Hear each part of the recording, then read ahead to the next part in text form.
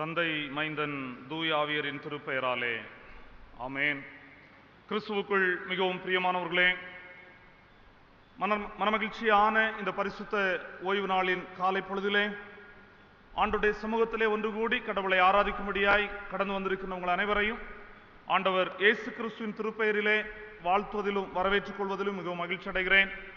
ஆண்டவருடைய திருச்சன்னதியிலே நாம் ஏறெடுக்கின்ற இந்த தொழுகை ஆண்டவருடைய திருப்பெயரை மகிமைப்படுத்துவதாகவும் ஆண்டவருடைய திருச்சித்தத்தை நாம் அறிந்து கொள்வதற்கு உதவியாகவும் அமைய ஆண்டவர் கிருபை செய்வாராக. இந்த தொழுகையின் வழியே நாம் ஆண்டவரால் ஆற்றல் படுத்தப்பட தேவன் கிருபை செய்வாராக. நாம் கடவுளை தொழுவோமாக.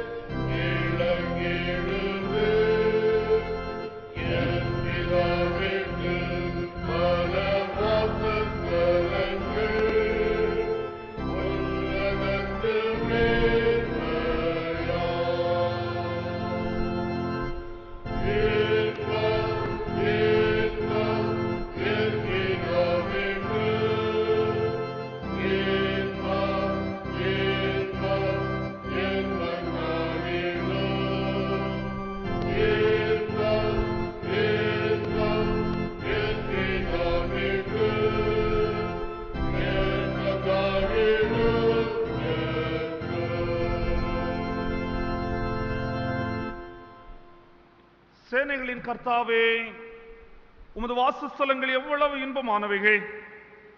என் ஆத்துமா தேவனுடைய ஆலய பிரகாரங்களின் மேல் வாஞ்சையும் தவனவுமாயிருக்கிறது. என் இருதயமும் என் மாம்சமும் ஜீவனுள்ள தேவனை நோக்கி கம்பீர சத்தமிடுகிறது. என் ராஜாவும் என் தேவனும் ஆகிய சேனைகளின் கர்த்தாவே, உம்முடைய பீடங்கள் அண்டையில் அடைக்கலான் குருவிக்கு வீடும் தகவலான் குருவிக்கு தன் குஞ்சுகளை வைக்கும் கூடும் கிடைத்ததே. உம்முடைய வீட்டில் வாசமாயிருக்கிறவர்கள் பாக்கியவான்கள், அவர்கள் எப்பொழுதும் உம்மை துதித்துக் கொண்டிருப்பார்கள். ஜெபம் செய்வோம். கோடான கோடி தூதர்களால் தூயவர் தூயவர் அதிதூயவர் என்று ஓயாது துதிக்கப்பட்டுக் கொண்டிருக்கும் பரிசுத்தம் நிறைந்த எங்கள் திரித்துவ கடவுளே, ஆசீர்வாதமும் மனமகிழ்ச்சியுமான இந்த பரிசுத்த ஓய்வு நாளுக்காகவும் இந்த ஓய்வு நாளிலும் ஆண்டவருடைய சமூகத்திலே ஒன்று கூடி உம்மை ஆராதிக்கும்படியாய் நீர் எங்களுக்கு தந்த கிருபைக்காகவும் நாங்கள் உம்மை துதிக்கின்றோம், உம்மை ஸ்தோத்தரிக்கின்றோம்.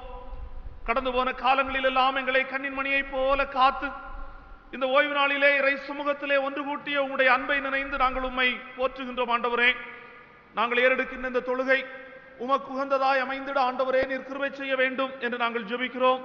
இந்த தொழுகையிலும் பாடுகின்ற பாடல்கள், வாசிக்கின்ற வசனங்கள், கேட்கின்ற திருமறையின் சத்தியங்கள், படைக்கவிருக்கின்ற காணிக்கைகள் எல்லாம் உம்மால் அங்கீகரிக்கப்பட ஆண்டவர் அருள் செய்ய வேண்டும் என்று நாங்கள் உம்மிடத்திலே கெஞ்சி மன்றாடுகிறோம்.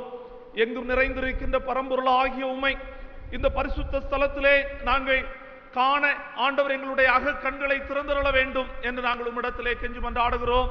உம்முடைய திருநாம மகிமைக்காக நாங்கள் ஏறெடுக்கின்ற இந்த தொழுகையின் வழியே உம்முடைய திருச்சித்தத்தை நிறைவேற்றுகிறவர்களாய், உம்முடைய திருப்பெயரை மாட்சிப்படுத்துகிறவர்களாய் நாங்கள் வாழுகின்ற விதத்தில் எங்களை அர்ப்பணிக்க ஆண்டவர் எங்களுக்கு உந்துதலை தந்தருள வேண்டும் என்று நாங்கள் ஜெபிக்கிறோம். வந்திருக்கிற உம்முடைய பிள்ளைகள் ஒவ்வொருவரையும் ஆசீர்வதியும், வரவேண்டிய உம்முடைய மக்களை எல்லாம் அழைத்து வாரும். இயேசு கிறிஸ்து வழியே வேண்டுகிறோம் எங்கள் ஜெபத்தை ஏற்றுக்கொள்ளும் நல்ல பிதாவே, ஆமென். கடவுளுடைய திருப்பெயர் மாற்றி பெறும்படியாய் நாம் அனைவரும் எழுந்து நின்று பாமாலைகளிலே 9வது பாமாலையை பாடுவோம். பாமாலை எண் 9.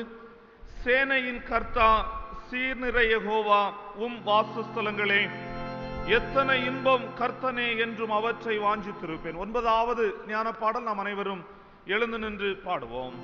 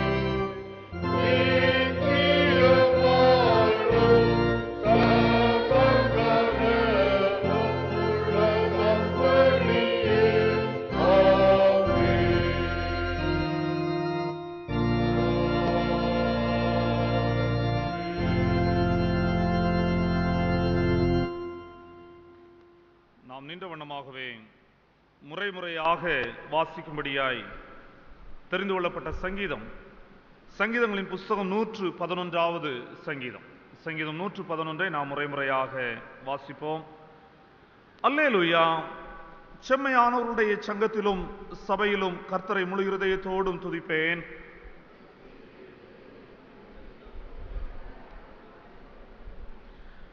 அவருடைய செயல் மகிமையும் மகத்துவம் உள்ளது. அவருடைய நீதி என்னென்றைக்கும் நிற்கும்.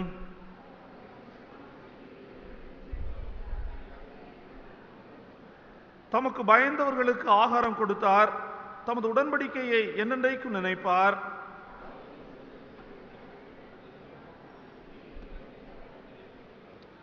அவருடைய கரத்தின் கிரியைகள் சத்தியமும் நியாயமுமானவைகள்.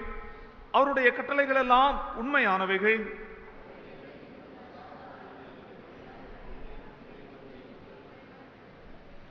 அவர் தமது ஜனத்திற்கு மீட்பை அனுப்பி தமது உடன்படிக்கையை நித்திய உடன்படிக்கையாக கட்டளையிட்டார். அவருடைய நாமம் பரிசுத்தமும் பயங்கரமுமானது. கர்த்தருக்கு பயப்படுதலே ஞானத்தின் ஆரம்பம். அவருடைய கற்பனையின்படி செய்கிற யாவருக்கும் நற்புத்தியுண்டு. அவர் புகழ்ச்சி என்னென்றைக்கும் நிற்கும்.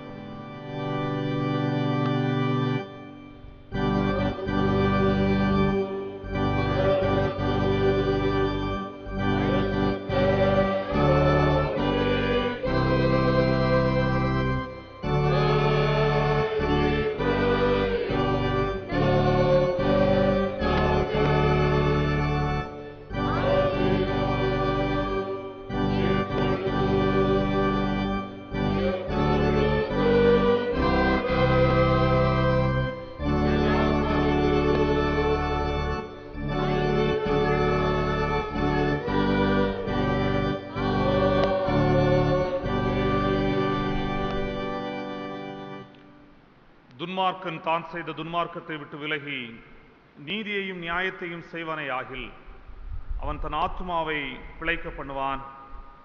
அவன் எச்சரிப்படைந்து தான் செய்த எல்லா மீறுதல்களையும் விட்டு திரும்புகிறபடியினாலே அவன் பிழைக்கவே பிழைப்பான். அவன் சாவதில்லை. தேவனுக்கு ஏற்கும் பலிகள் நொறுங்குண்ட ஆவிதான். தேவனே, நொறுங்குண்டதும் நறுங்குண்டதுமான இருதயத்தை நீர் புறக்கணியீர். ஆண்டவருடைய சமூகத்திலே கடவுளை ஆராதிக்கும்படியாய் கடந்து வந்திருக்கிற நாம் முழங்கால் படியிட்டு நம்முடைய பாவங்களை ஆராய்ந்து அறிந்து அறிக்கை செய்து பாவ மன்னிப்பு நிச்சயத்தை பெற்றுக்கொள்வோம். ஜெபம் செய்வோம்.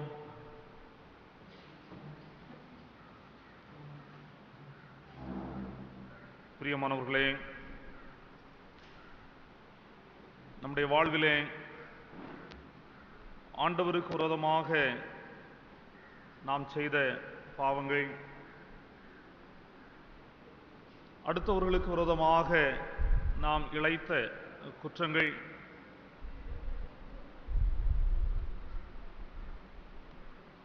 நம்முடைய சரீரமாகிய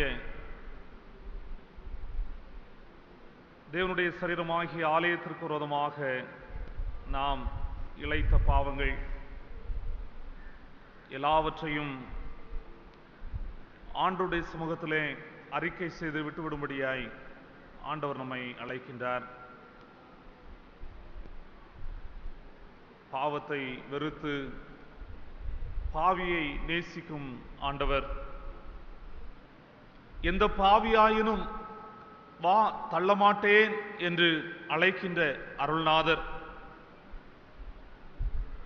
உண்மையாய் தங்களுடைய பாவங்களை நினைத்து மனம் வருந்தி அவைகளை அறிக்கை செய்கின்றவர்களை மன்னித்து பரத்தின் வாழ்வுக்கு வாக்களிக்கிறார். அந்த நம்பிக்கையோடு ஆண்டவருடைய சமூகத்திலே நம்முடைய பாவங்களை அறிக்கை செய்வோம். நான் என்கின்ற அகம்பாவத்தினால், எனக்கு என்கின்ற சுயநலத்தினால், என்னுடைய என்கின்ற குறுகிய மனப்பான்மையினால் நாம் இழைத்த தவறுகள் நம்மையும் நம்மை சார்ந்து வாழ்ந்தவர்களையும் அதிகமாய் அல்லல் படுத்தியது என்பதனை நாம் அறிகிறோம். பிறரிடத்திலே அன்பு பாராட்ட அழைக்கப்பட்ட நாம் அன்பில்லாதவர்களாய் வாழ்ந்து வந்தோம். ஆண்டவரே, என்னை மன்னியும் என்று ஆண்டவரிடத்திலே மன்னிப்பு கேட்போம். ஒரு கணம் இறை சமூகத்திலே அமைதியாய் தரித்திருந்து தூய ஆவியானவருடைய மனதிலே உணர்த்துகின்ற பாவங்களை மனத்தாழ்மையாய் அறிக்கை செய்வோம்.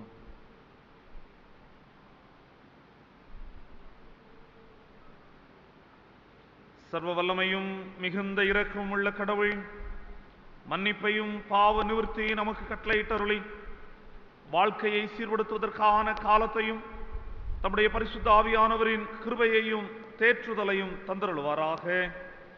ஆமேன். இறை சமூகத்திலே பாவங்களை அறிக்கையிட்டு பாவ மன்னிப்பு நிச்சயத்தை பெற்றுக் கொண்டிருக்கிற நாம் ஆண்டவர் நமக்கு செய்த நன்மைகளுக்காக நன்றி சொல்லுவோம்.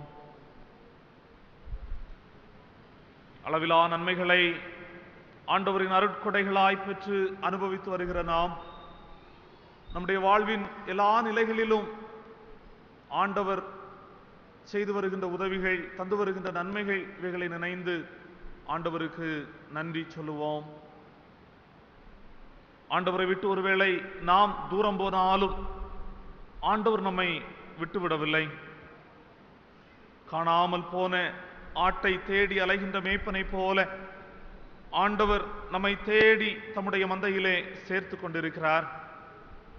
அந்த அன்புக்காக ஆண்டவருக்கு நாம் நன்றி சொல்லுவோம்.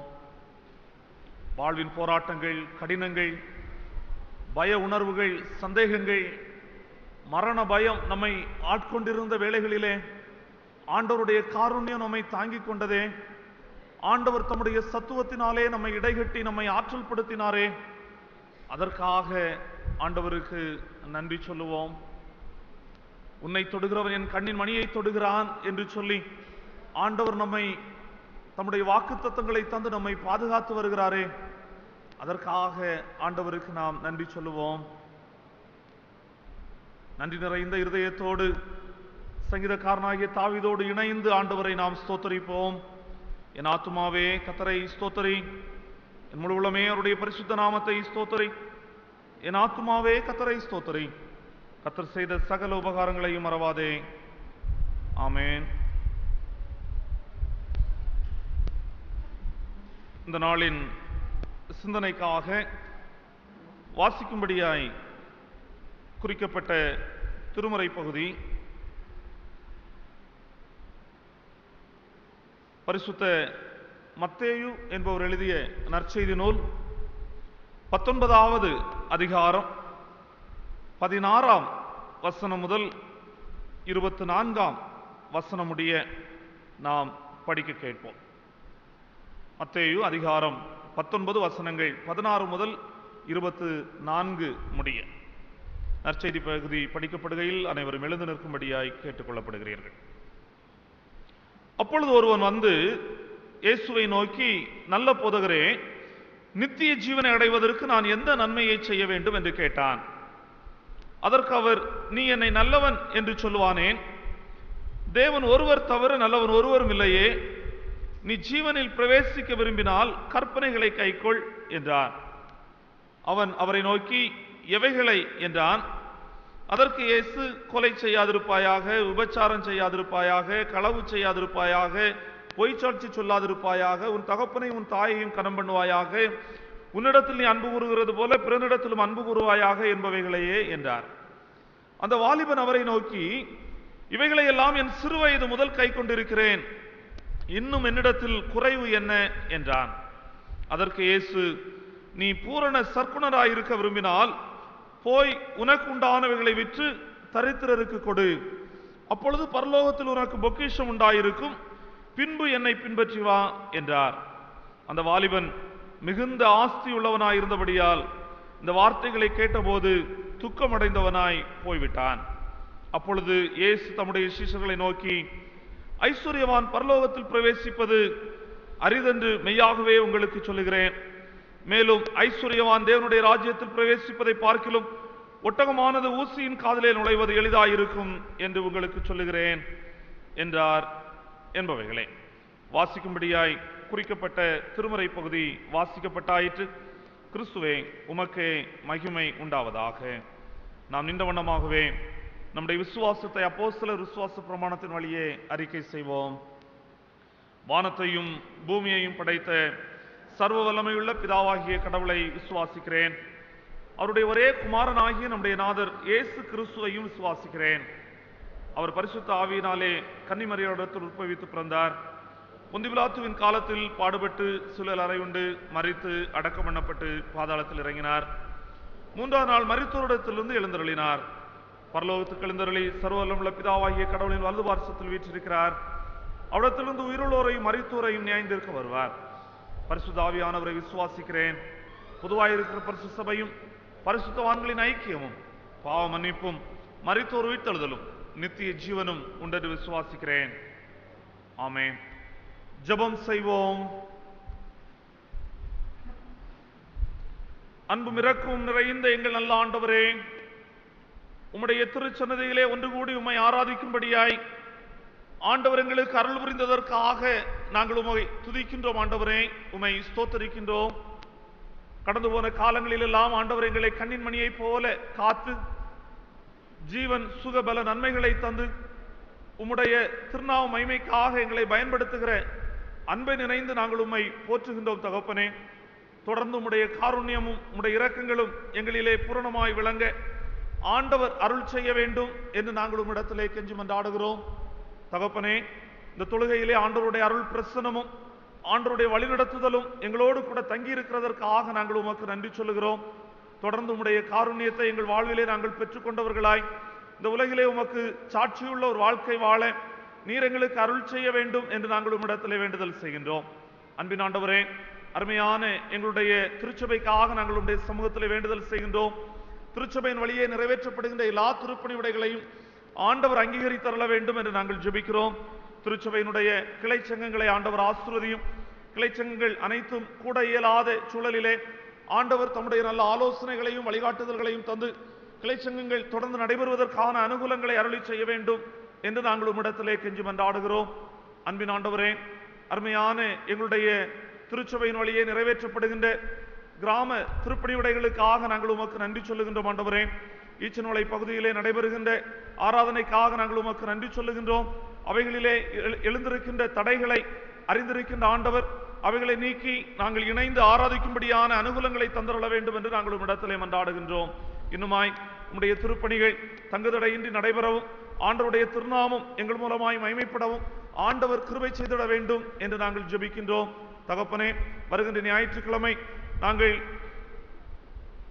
ஆசிரிக்க திட்டமிட்டு இருக்கின்ற குடும்ப ஸ்தோத்திர பண்டிகை அர்த்தமுள்ள வகையிலே ஆசீர்வாதமாய் நடந்தேற ஆண்டவர் கிருபை செய்ய வேண்டும் என்று நாங்கள் உம்மிடத்திலே வேண்டுதல் செய்கின்றோம். தகப்பனே, இந்த தொழுகைக்கான எல்லா முன்னேற்பாடுகளையும் ஆண்டவர் அங்கீகரித்தரல வேண்டும் என்று நாங்கள் ஜெபிக்கிறோம். இயற்கையின் நல்ல அனுகூலங்களை தந்து அனைவரும் ஆண்டவருடைய சமூகத்திலே ஒன்று கூடி உம்மை ஆராதித்து உம்முடைய அருளாசிகளை சுதந்திரித்துக் கொள்ள ஆண்டவர் கிருபை செய்ய வேண்டும் என்று நாங்கள் உம்மிடத்திலே கெஞ்சி மன்றாடுகிறோம்.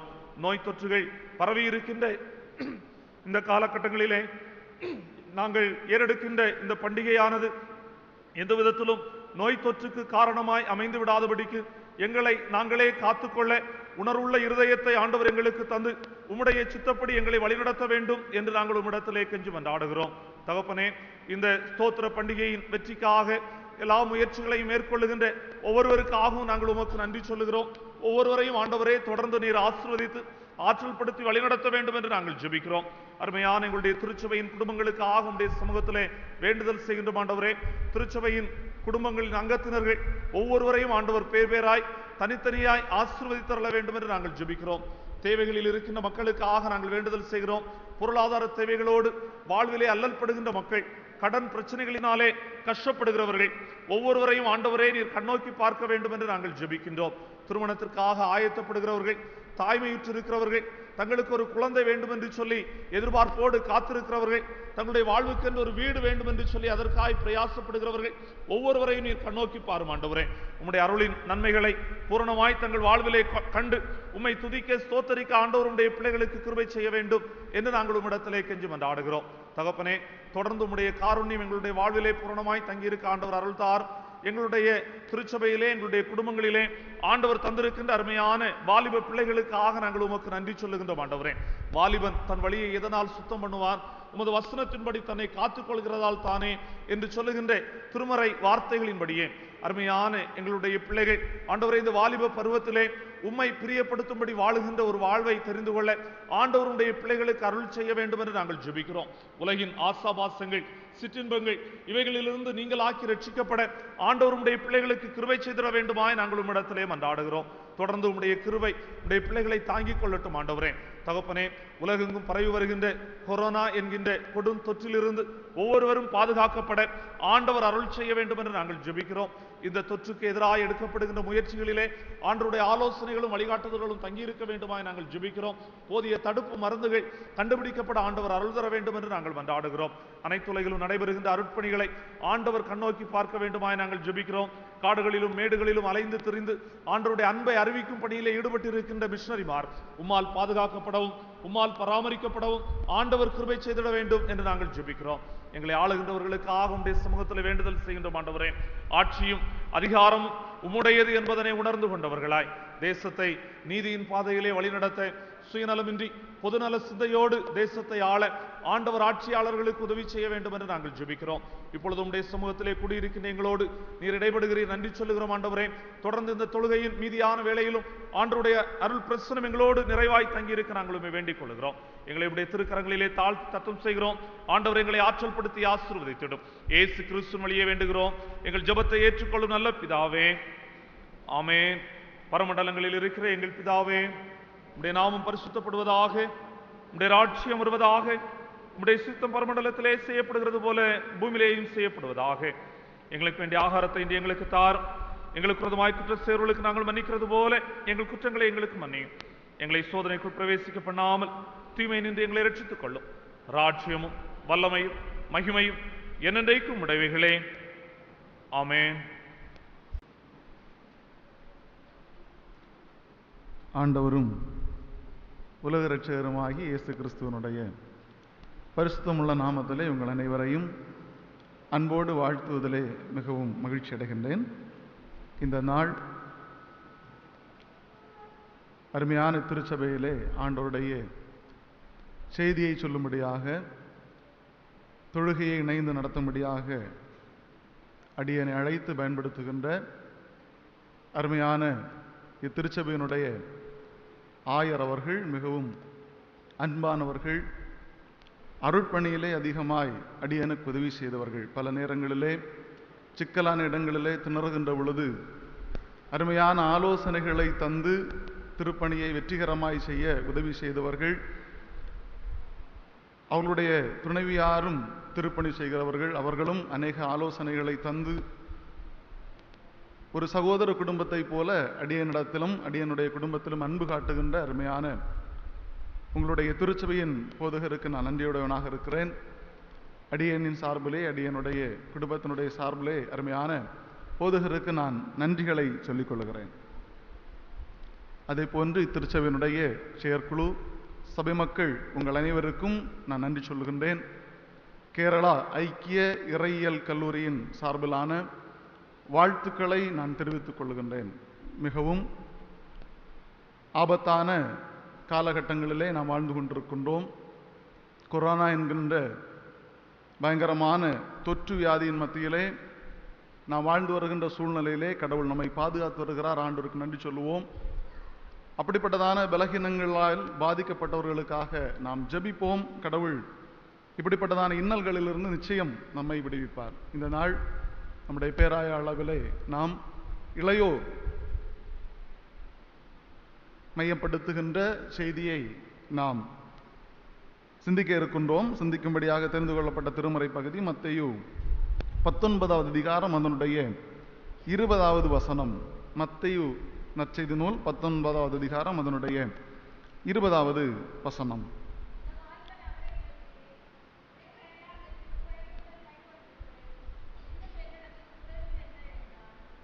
அந்த வாலிபன் அவரை நோக்கி, இவைகளையெல்லாம் என் சிறு வயது முதல் கை கொண்டிருக்கிறேன், இன்னும் என்னிடத்தில் குறைவு என்ன என்றான். கிறிஸ்துவுக்குள் அன்பானவர்களே, இளையவர்களை குறித்து, வாலிபர்களை குறித்து அநேகம் செய்திகளை நாம் கேட்டிருப்போம். இந்த இளைஞனை குறித்து பார்க்கின்ற பொழுது செல்வந்தனாகிய இளைஞன் என்று நாம் அறிகின்றோம். நான் சொல்வதற்கு முன்னாலேயே இந்த பகுதியில் என்ன இருக்கிறது என்பது நமக்கு நன்கு தெரியும். இந்த பகுதியை நாம் படிக்கின்ற வேளையிலே நித்திய ஜீவனுக்கும் வாலிபர்களை குறித்த செய்திக்கும் என்ன தொடர்பு என்று சொல்லி ஒருவேளை நீங்கள் நினைக்கலாம். நிச்சயமாக தொடர்பு இருக்கிறது. அந்த வாலிபனுடைய மனநிலையை நற்செய்தியாளர் தெளிவாக சொல்லுகின்றார். அவனுடைய வார்த்தையை நாம் கவனித்து பார்த்தால் நமக்கு தெரியும். அந்த வாலிபன் அவரை நோக்கி, இவைகளையெல்லாம் என் சிறு வயது முதல் கடைபிடிக்கிறேன், இன்னும் என்னிடத்தில் குறைவு என்ன என்று கேட்கின்றான். இன்னும் என்னிடத்தில் குறைவு என்ன? இன்று வாலிபர்களானாலும் சரி, பெரியவர்களானாலும் சரி, நம்முடைய மனங்களிலே வருகின்ற உணர்வு என்ன என்று சொன்னால், இன்னும் என்னிடத்தில் குறைவு என்ன? நான் எல்லாவற்றையும் சரியாக செய்கின்றேன், நான் சரியாக வாழுகின்றேன், சரியாக உழைக்கின்றேன், சரியாக சம்பாதிக்கின்றேன், இன்னும் என்னிடத்தில் குறைவு என்ன? தன்னுடைய குறையை உணர்ந்து கொள்ளாதவனாக, அதை அறிந்து கொள்ள முடியாதவனாக அந்த மனிதன் இருக்கிறதை நாம் பார்க்கிறோம். மார்க்கு 10வது அதிகாரம் 17 துவங்கி 31 வரை அடங்கிய வாக்கியங்கள், லூக்கா 18 முதல் 30 ஆகிய வாக்கியங்களிலே இதே பகுதி சொல்லப்பட்டிருக்கிறது. ஆனால் மார்க்கு நற்செய்தி, மன்னித்துக் கொள்ளுங்கள், மத்தேயு நற்செய்தியாளர் மட்டும் இதை தெளிவாக சொல்லுகின்றார். 19வது அதிகாரம் 21, 23, 25 ஆகிய வசனங்களை படித்து பார்க்கின்ற வேளையிலே அவன் பூரணமான சம்பாத்தியம் உடையவனாக இருக்கின்றான். இந்த உலக வாழ்விலே எல்லா அனுக்கிரகங்களையும் உடையவனைப் போல உலக மக்களால் பார்க்கப்படுகின்றான். ஆனால் ஆண்டவர் இயேசு கிறிஸ்து வாயிலாய் இந்த உலக வாழ்க்கையிலும் மகிழ்ச்சியாய் வாழ வேண்டும் என்று சொன்னால் என்ன செய்ய வேண்டும்? நித்திய வாழ்விற்குள்ளாக பிரவேசிக்க வேண்டும் என்று சொன்னால் நீ என்ன செய்ய வேண்டும் என்கின்ற ஆலோசனையை சொல்லப்பட்ட பொழுது அதை ஏற்றுக்கொள்ள மனமற்றவனாக மாறிவிடுகின்றான். கடவுள் சொல்லுகிறார், 21வது வசனத்தை நீங்கள் படித்தால் உங்களுக்கு தெரியும், நீ பூரண சற்குணராய் இருக்க விரும்பினால் என்று அந்த இடத்திலே குறிப்பிடுகின்றான். அவனுடைய குறையை அந்த இடத்திலே சுட்டி காட்டுகின்றான். அவனிடத்திலே எல்லாம் இருந்த பொழுதும் நிறைவில்லாத மனமுடையவனாக வாலிபன் இருக்கின்றான். நம்முடைய வாழ்க்கையிலே பல நேரங்களிலே கடவுள் எல்லா தாளந்துகளையும் தந்திருந்தும், வாழ்வதற்கான வாய்ப்புகளை தந்திருந்தும், உண்பதற்கு உணவும் உடுப்பதற்கு உடையும் கல்வியும் கடவுள் தந்திருந்தும் நிறைவற்றவர்களாக வாலிபர்கள் மாறிவிடுகின்ற காரணத்தினாலே விரக்திகளும் பிரச்சனைகளும் மன நோய்களும் தன்னை அழித்துக் கொள்ளுகின்ற சூழ்நிலைகளும் பெருகி வருகிறது. அதே மனநிலைதான் இந்த வாலிபனுடைய மனதில் இருந்திருக்கிறது. கடவுளிடத்திலே வந்து முழங்கால் படியிட்டான் என்று சொல்லி லூக்கா நற்செய்தியாளர் சொல்லுகின்றான். அவனுக்கு எல்லாம் இருந்தும் மனதிற்குள்ளாக ஒரு விரக்தி. ஆகவே தான் ஆண்டவர் சொல்லுகிறார், நீ பூரண சர்க்குணனாய் இருக்க விரும்பினால் என்று சொல்லுகின்றான். அவனுடைய மனதிலே ஒன்றனை அவன் நினைத்து கொண்ட காரியம் என்ன என்று சொன்னால், கடவுள் என்னிடத்தில் உள்ளதெல்லாம் விற்றுவிட சொல்லுகிறார், என்னிடத்தில் உள்ளதையெல்லாம் இழந்துவிட சொல்லுகிறார் என்று சொல்லி நினைத்து அந்த இடத்திலிருந்து துக்கமுகமாய் அவன் சென்று விடுகின்றான். அவனிடத்திலே ஒன்று இல்லை, தன்னை போல பிறரை நேசிக்கக்கூடிய குணம் அவனுக்கு இல்லை. இதை நாம் படித்து பார்க்கின்ற பொழுது லேவியராகமத்திலே நாம் உபாகமம் 5வது அதிகாரம் 12 முதல் 20 வசனங்கள், ஆதியாகமம் 20வது அதிகாரம் 13 முதல் 16 ஆகிய வசனங்களை படித்து பார்க்கின்ற பொழுது அதிலே கற்பனைகள் சொல்லப்பட்டிருக்கிறது. அதோடு ஆண்டவர் இயேசு கிறிஸ்து ஒன்றை கூட இணைக்கின்றார். தன்னை போல தன்னுடையவர்களையும் தன் அயலகத்தாரையும் நேசிக்க வேண்டும் என்கின்ற உணர்வை அவனுக்கு கொடுக்கின்றார். தன்னிடத்தில் உள்ளவற்றையெல்லாம் விற்று அழித்துவிடு என்று சொல்லவில்லை, அவனுடைய மனநிலையை ஆராய்ந்து பார்க்கிறார். அதற்கு முந்தைய பகுதியிலே 19வது வசனம் துவங்கி நாம் படித்து பார்க்கின்ற பொழுது அதில் அழகாக சொல்லப்பட்டிருக்கின்றது, தன்னுடைய என்னை விட நல்லவன் யார், என்னை நீ நல்லவன் என்று சொல்வானேன் என்று சொல்லி கடவுள் சொல்லுகிறார். என்னை நீ நல்லவன். இதை குறித்து பல நேரங்களிலே கிறிஸ்தவர்களை பலர் கேலி செய்வது உண்டு, பலவிதமான கேள்விகளை எழுப்புவதுண்டு. கடவுள் அந்த மனிதனுடைய வாயிலிருந்து, ஆண்டவரே நீர் கிறிஸ்து என்கின்ற அறிக்கையை எதிர்பார்த்து அதை சொல்லுகின்றார். ஆண்டவரே நீர் அப்படி சொல்லக்கூடாது, நீர் உண்மையான இரட்சகர் என்கின்ற அறிக்கையை அவர் எதிர்பார்க்கிறார். ஆனால் அது அவருக்கு கிடைக்கவில்லை, அந்த இடத்தில் அந்த அறிக்கை சொல்லப்படவில்லை என்று சொல்லி நாம் பார்க்கின்றோம். பல நேரங்களிலே நம்முடைய வாழ்க்கையிலே உண்மையை தேடுகின்றோம், நன்மையை தேடுகின்றோம் என்று சொல்லி விரக்தியை தேடுகிறவர்களாக நாம் இருக்கின்றோம். இந்த மனிதன் மிகுந்த செல்வந்தனாய் இருந்தபடியினால் கடவுளுடைய வார்த்தையினால் துக்கப்பட்டு அந்த இடத்திலிருந்து சென்று விட்டான். அவனுடைய கேள்விக்கு பதில் கிடைத்ததா இல்லையா? அவன் கேட்ட கேள்வியினால் பிரயோஜனம் உண்டா? ஒரு பிரயோஜனமும் கிடையாது. அவன் ஆண்டவிடத்திலே வந்ததினால் பிரயோஜனம் இல்லை, அவன் பூரண சர்க்குணரனாய் இருக்கிறபடினால் ஒரு பிரயோஜனம் இல்லை, அவன் செல்வந்தனாய் இருக்கிறபடினால் ஒரு பிரயோஜனமும் இல்லை, அவனுக்கு பதில் கிடைக்கவில்லை, அவன் விரும்புகின்ற அனுக்கிரகத்தை அவன் பெற்றுக்கொள்ளவில்லை. அந்த இடத்திலிருந்து துக்கமாய் அவன் திரும்பி செல்கிறான் என்று சொல்லி திருமறை சொல்லுகின்றது. அன்புக்குரியவர்களே, சுவாமி விவேகானந்தர் ஒரு வார்த்தையை சொல்லுகின்றார். என்ன என்று சொன்னால், உன் மீது உனக்கு நம்பிக்கை இல்லை என்றால் கடவுள் நேரில் வந்தாலும் பயனில்லை என்று சொல்லுகிறார். உன் மீது உனக்கு நம்பிக்கை இல்லை என்று சொன்னால் கடவுள் நேரில் வந்தாலும் பயனில்லை. இளையவர்களானாலும் சரி, வாலிபர்களானாலும் சரி, பெரியவர்களானாலும் சரி, நம்முடைய வாழ்க்கையிலே நம் மீது நம்பிக்கை இல்லை என்று சொன்னால் கடவுள் நேரில் வந்தாலும் எந்த விதமான பிரயோஜனமும் இல்லை. இந்த மனிதனுக்கு நான் பூரண சர்க்குணராக முடியும் என்கின்ற நம்பிக்கை இல்லாதபடியினாலே ஆண்டவர் இயேசு கிறிஸ்து நேரில் வந்த பொழுதும் அதை பெற்றுக்கொள்ள முடியாதபடி விரக்தியோடு திரும்ப செல்லுகின்றான். அதே நேரத்திலே அதே பயணம், எருசலேமுக்கு செல்லுகின்ற பயணம், 20வது அதிகாரத்திலே படிக்கின்ற பொழுது குறைவுடைய 2 மனிதர்கள் கடவுளை சந்திக்கின்றார்கள். மத்தேயு 20வது அதிகாரம் 34வது வசனம், இயேசு மனதுருகி அவர்கள் கண்களை தொட்டார், அவர்கள் பார்வையடைந்து அவருக்கு பின் சென்றார்கள். இங்கு முதலாவது பகுதியிலே நிறைவுடைய ஒரு மனிதன் கடவுளை சந்திக்கின்றான். 2வது பகுதியிலே குறைவுடைய 2 மனிதர்கள் கடவுளை சந்திக்கின்றார்கள். நிறைவுடையவனுக்கு நிறைவு கிடைக்கவில்லை, மனவேதனையோடு அவன் கடந்து செல்லுகின்றான். குறைவுடையவர்கள் நிறைவை பெற்று கடவுளுக்கு பின் செல்லுகின்றார்கள். இருவருடைய நோக்கமும் ஒன்றுதான். முதலாவது வந்த ஐஸ்வர்யனாகிய வாலிபனுடைய நோக்கமும் நான் கடவுளை பின் சென்று நித்திய ஜீவனை அடைய வேண்டும், பரலோக ராஜ்யத்தை அடைய வேண்டும், உலகிலே மகிழ்ச்சியாய் வாழ வேண்டும். இவர்களுடைய நோக்கமும் ஒன்றுதான், கடவுளை பின் செல்ல வேண்டும் என்று சொல்லி இவர்கள் பார்வையை பெற்றுக் கொள்ளுகின்றார்கள், நன்மையை பெற்றுக் கொள்ளுகின்றார்கள். இந்த பயணத்தை குறித்து நாம் பார்க்கின்ற பொழுது கடவுள் எரிகோ நகர் வழியாக கடந்து வருகின்றார். இந்த நகரை குறித்து சொல்லுகின்ற பொழுது பனைமர நகரம் என்று சொல்லுவார்கள். யோசுவா அந்த நகரை கடந்து சென்ற பொழுது அந்த நகரம் அழிக்கப்பட்டது, வேதனை அடைந்தது, மிகவும் கஷ்டத்தை அனுபவித்தது. அதே நேரத்திலே பெரிய யோசுவாகிய ஆண்டவர் இயேசு கிறிஸ்து கடந்து செல்லுகின்ற பொழுது கண்கள் திறக்கப்பட்டு சமாதானத்தை காண்கின்ற அனுபவத்தை நாம் பார்க்கின்றோம். இங்கு 2 பார்வையற்றவர்கள் ஆண்டவரை சந்திக்கின்றார்கள். மத்தேயு 20வது அதிகாரம் 29 முதல் 34 வரை நாம் அதை காணலாம்.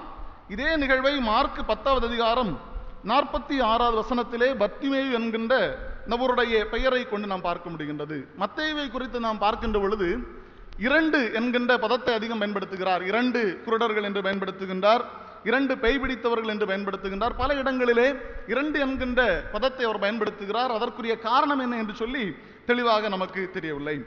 இயேசு கிறிஸ்துவின் எருசலேம் பயணம் மார்க்கு பகுதியிலே சொல்லப்பட்டிருக்கிறது போலவே தான் மத்தேயுவிலும் சொல்லப்பட்டிருக்கிறது. மத்தேயு 9வது அதிகாரம் 27 முதல் 31 வரை படிக்கின்ற பொழுது இதே நிகழ்வு போல தோற்றமளித்தாலும் 2ம் வேறு வேறு நிகழ்வுகள், பல நிகழ்வுகள் பல நிலைகளிலே திருமறையிலே சொல்லப்பட்டிருக்கின்றது. மத்தேயு 20வது அதிகாரம் 29 படிக்கின்ற பொழுது பார்வையற்றவருடைய பெயர் சொல்லப்படவில்லை, பார்வையற்றவர்கள் என்கின்ற ஒரு பதம் மட்டுமே பயன்படுத்தப்படுகிறதை நாம் பார்க்கின்றோம். அன்புக்குரியவர்களே, இந்த மத்தேயு நற்செய்தி நூலில் உள்ள சிறப்பு என்ன என்று சொன்னால், ஆண்டவர் என்கின்ற பதத்தை அவர் அதிகமாக பயன்படுத்துகின்றார். 8வது அதிகாரம், மத்தேயு 8வது அதிகாரம் 2வது வசனத்திலே படித்து பார்க்கின்ற பொழுது தொழுநோயாளி ஆண்டவரே என்று சொல்லி அழைக்கின்றார். இந்த பார்வையற்ற மனிதர்களும் ஆண்டவரே என்று சொல்லி அழைக்கின்றார்கள். கடவுள் மீது நம்பிக்கையை வெளிப்படுத்துகின்ற வார்த்தையை மத்தேயு நற்செய்தியாளர் அதிகமாய் சொல்லுகிறார். நான் எதற்காக இதை சொல்லுகிறேன் என்று சொன்னால், நம்முடைய வாழ்க்கையிலே நன்மையை எதிர்பார்க்கின்றோம், அனுக்கிரகங்களை எதிர்பார்க்கின்றோம், நமக்கு இருக்கிறது எல்லாம் நிறைவாக நமக்கு இருக்க வேண்டும், கடவுளுடைய ராஜ்யத்திலும் பிரவேசிக்க வேண்டும் என்று சொல்லி விரும்புகின்ற நாம் கடவுள் மீது நம்பிக்கையற்றவர்களாய் மாறிவிடுகின்றோம். உலகத்தின் மீதும் உலக செல்வம் கிடைத்தால் மட்டும்தான் நமக்கு நன்மை என்று சொல்லி நினைத்துக் கொண்டிருக்கிறோம். ஆனால் அது அல்ல உண்மையான நம்பிக்கை. கடவுள் எனக்கு துணையா இருக்கிறார் என்பதுதான் நம்பிக்கை. மத்தேயு 20வது அதிகாரம் அதனுடைய 34வது வசனத்திலே படிக்கின்ற பொழுது கடவுளிடத்திலிருந்து பார்வை பெற்ற மனிதர்கள் அவரை பின் சென்றார்கள். they follow him என்கின்ற வார்த்தை சொல்லப்பட்டிருக்கிறது. அதே நேரத்திலே மார்க் நற்செய்தியாளர் அதை சொல்லுகின்றார், they follow on the road என்று சொல்லுகின்றார். அந்த சாலையிலே அவருக்கு பின் சென்றார்கள். அதை நாம் படித்து பார்க்கின்ற பொழுது பார்வையற்றவர்களாய் அவர்கள் தடுமாறி விழுந்த சாலையிலே, பார்வையற்றவர்களாய் கழுத்தை பிடித்து வெளியே தள்ளப்பட்ட சாலையிலே, பார்வையற்றவர்களாய் பரியாசம் செய்யப்பட்ட சாலையிலே பார்வை அடைந்தவர்களாய் ஆண்டவருக்கு பின் சென்றார்கள். ஹல்லேலூயா. பார்வை அடைந்தவர்களாய் கடவுளுக்கு பின் சென்றார்கள். இங்கு அந்த ஐஸ்வர்யவானாகிய வாலிபனும் பார்வை அடைய வேண்டும் என்று விரும்புகின்றான், அகக்கண் திறக்கப்பட வேண்டும் என்று சொல்லி விரும்புகிறான். ஆனால் இழக்க மனமில்லாதபடியினால், கடவுளை ஆண்டவராக ஏற்றுக்கொள்ள மனமில்லாதபடியினால், நான் நினைத்த பதில்தான் எனக்கு கிடைக்க வேண்டும் என்று சொல்லி அவனே தன்னுடைய மனதிலே தீர்மானித்தபடியினால் அவன் விரக்தியோடு கடந்து செல்லுகின்றான். அன்புக்குரியவர்களே, இந்த இரண்டு மனிதர்களும் என்ன சொல்லுகிறார்கள் என்று சொன்னால், தாவீதின் குமாரனே எங்களுக்கு இறங்கும் என்று அழைத்தார்கள் என்று சொல்லி திருமறை சொல்லுகிறது. தாவீதின் குமாரனே எங்களுக்கு இறங்கும். அதற்கு முந்தைய பகுதி மத்தேயு 9வது அதிகாரம் 28வது வசனத்திலே நாம் படித்து பார்க்கின்ற பொழுது அதிலே ஆண்டவர் கேட்கின்றார், இதை செய்ய எனக்கு வல்லமை உண்டு என்று சொல்லி நீங்கள் விசுவாசிக்கிறீர்களா என்று சொல்லி கேட்கின்றார். விசுவாசத்தை சோதனை செய்கிறார். அதற்கு முன்பு வந்தவர்களிடம் கேட்கின்றார், இதை செய்ய எனக்கு வல்லமை உண்டு என்று சொல்லி நீங்கள் விசுவாசிக்கிறீர்களா? ஆனால் இந்த பகுதியில் என்ன சொல்லுகிறார் என்று சொன்னால், நான் உங்களுக்கு என்ன செய்ய வேண்டும்? அன்புக்குரியவர்களே, ஆண்டவருடைய சமூகத்தில் வந்திருக்கின்ற நாம், இளையவர்களாக இருந்தாலும் சரி, பெரியவர்களாக இருந்தாலும் சரி, கடவுள் மீது முழுமையான நம்பிக்கையுடையவர்களாக நாம் இருக்க வேண்டும். கடவுள் எனக்கு விடுதலையை தர முடியும், கடவுள் என்னை பாதுகாக்க முடியும், எனக்கு தந்திருக்கின்ற கொஞ்சம் நன்மையிலே, கடவுள் தந்திருக்கின்ற கொஞ்சம் அழகிலே, கடவுள் தந்திருக்கின்ற கொஞ்சம் கல்வியிலே, கடவுள் தந்திருக்கின்ற இந்த எளிமையான வாழ்க்கையிலே சர்க்குணராய் வாழ வைக்க கடவுளால் முடியும். ஏனென்று சொன்னால், ஆண்டவர் எங்களுடைய இரட்சகர், அவர் எங்களுக்கு துணையாய் இருக்கிறார். உலகிலே யார் எங்களை வெறுத்தாலும், தள்ளினாலும், அவமானங்களை சந்தித்தாலும், பரிகசிக்கப்பட்டாலும் எங்களுக்கு பார்வை தரவும், அந்த இருளிலே வெளிச்சத்தை தரவும் இறைவன் வல்லவர் என்கின்ற நம்பிக்கை நமக்குள்ள வருகின்ற பொழுதுதான் நாம் ஆண்டவரே என்று சொல்லி நாம் அழைக்க முடியும். ஆண்டவரே என்று சொல்லி அழைத்து அறிக்கையிட்டு கடவுள் எனக்கு துணை என்று சொல்லி நாம் நம்புகின்ற பொழுதுதான் எந்த ஒரு விரக்தியிலிருந்தும், எந்த ஒரு கவலையிலும் இருந்து நாம் வெளியே வர முடியும். அன்புக்கிறவர்களே, பல நேரங்களிலே வாலிபர்கள் தங்களுடைய வாழ்க்கையிலே இருளான அனுபவத்திற்குள்ளாக வைக்கப்பட்டு விடுகின்றார்கள். தாங்கள் நினைப்பதுதான் சரி, நாங்கள் நினைப்பதுதான் ஆசீர்வாதம், நாங்கள் நினைக்கின்ற வேலை கிடைத்தால் தான் மகிழ்ச்சி, நாங்கள் நினைக்கின்ற வாழ்க்கை கிடைத்தால் தான் மகிழ்ச்சி என்று சொல்லி நினைத்து ஐஸ்வர்யத்திற்கும் உலக பிரகாரமான ஆசைகளுக்கும் அடிமைப்பட்டிருக்கிறபடியினாலே ஆலயத்திற்கு வந்தாலும் துக்கமுகமாய் திரும்பி செல்ல வேண்டிய நிலைமை ஏற்படுகின்றது. நாம் துக்கமுகமாய் திரும்பி செல்லுகிறவர்களாக அல்ல, இந்த இரண்டு மனிதர்களைப் போல போராட்டங்களை மேற்கொண்டு இறைவனிடம் கடந்து வர வேண்டும். அப்போஸ்தலர் 17வது அதிகாரம் அதனுடைய 32வது வசனத்திலே பவுல் அப்போஸ்தலர் ஆண்டவருடைய வார்த்தையை குறித்து சொல்லிக் கொண்டிருக்கிறார். உயிர்த்தெழுதல் செய்தியை குறித்து இதே போன்று மேடையிலே பேசிக் கொண்டிருக்கிறார், மார்ஸ் என்கின்ற பகுதியிலே. அப்பொழுது அதை கேட்டுக்கொண்டிருந்த மக்களுக்கெல்லாம் அந்த செய்தி பிடிக்கிறது, அதை கேட்கின்றார்கள். பவுல் அழகாக பேசுகிறார் என்று சொல்லி வாழ்த்துகின்றார்கள்.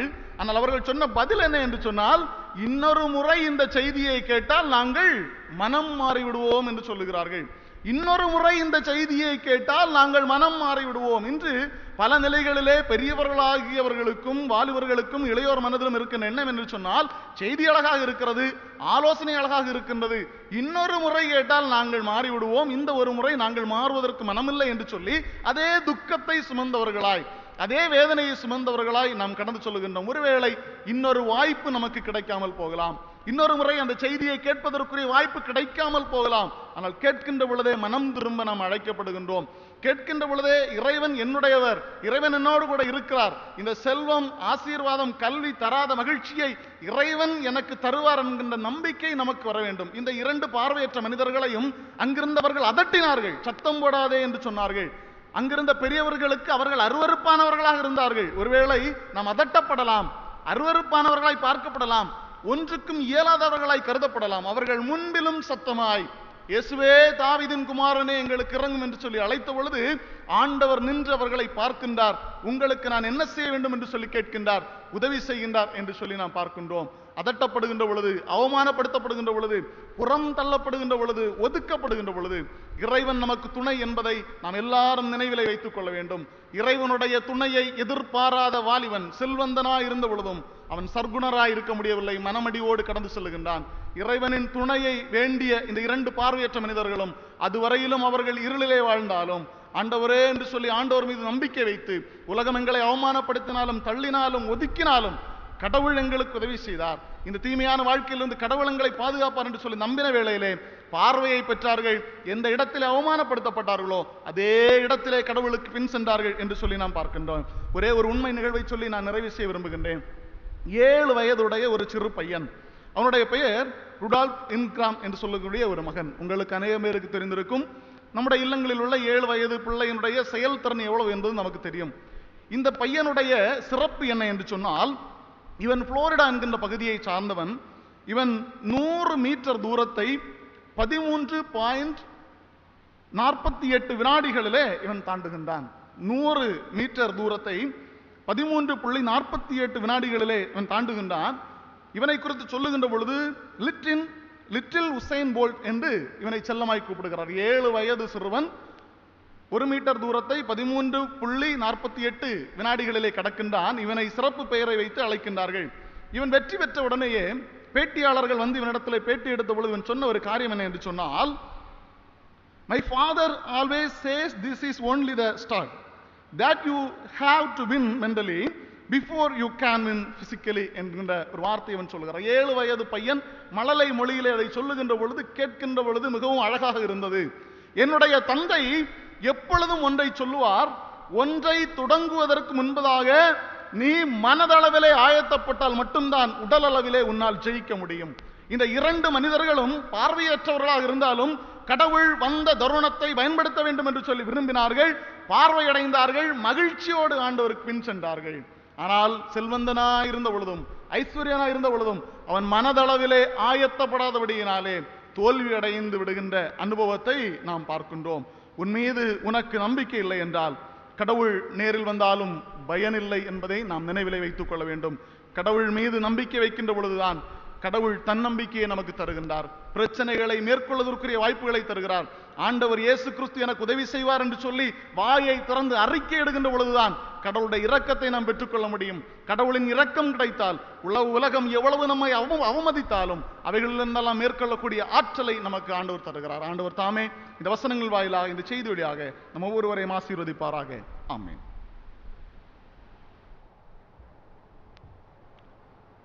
தொழுகையின் நிறைவுக்காக நாம் அனைவரும் எழுந்து நின்று கீர்த்தனைகளிலே 240வது கீர்த்தனையை பாடுவோம். கீதம் எண் 240.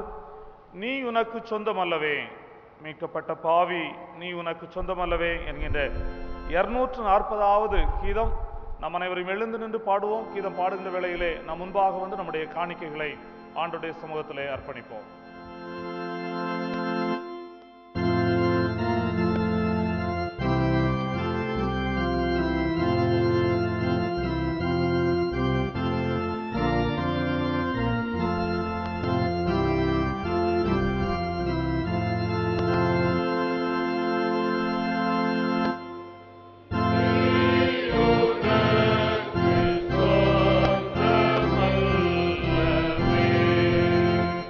நீ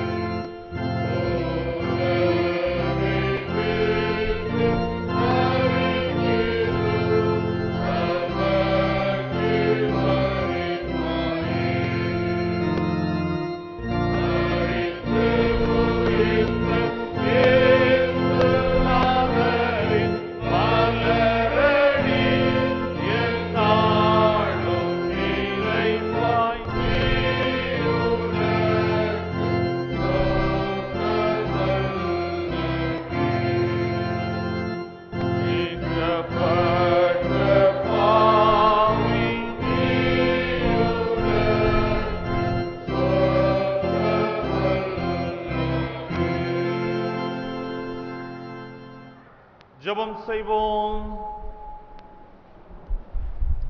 அன்பின் நல்ல ஆண்டவரே,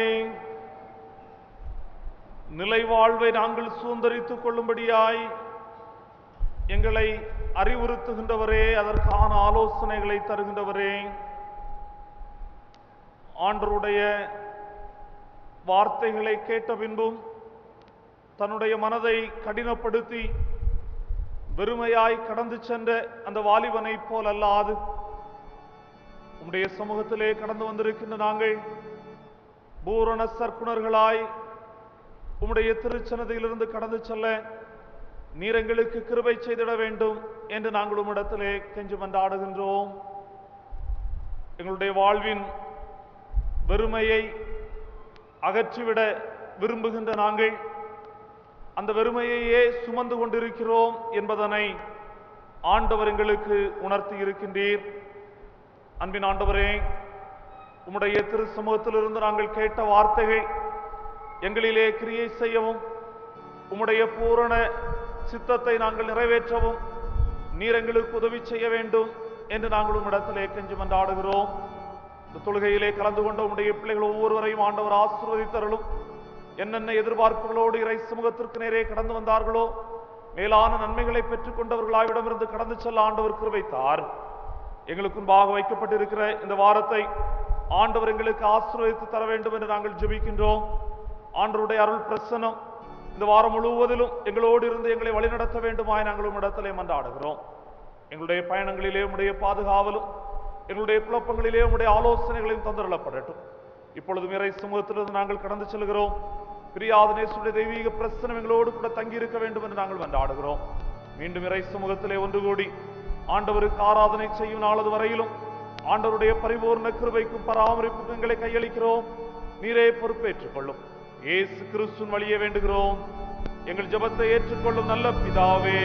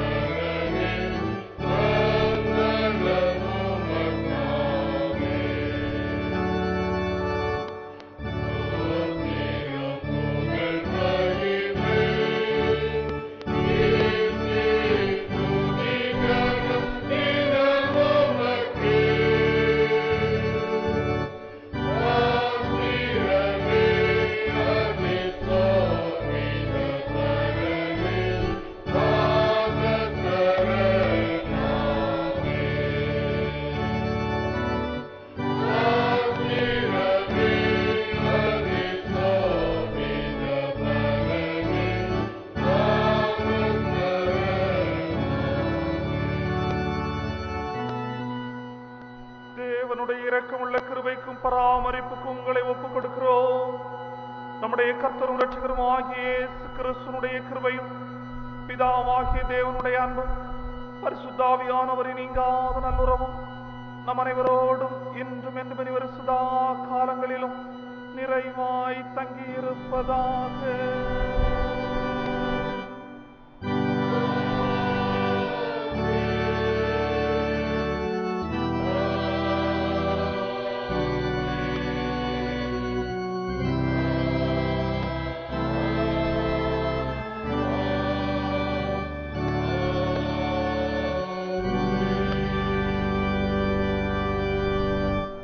ஆண்டவர் உங்களோடு இருப்பாராக. சமாதானத்தோடே கடந்து செல்வோமாக.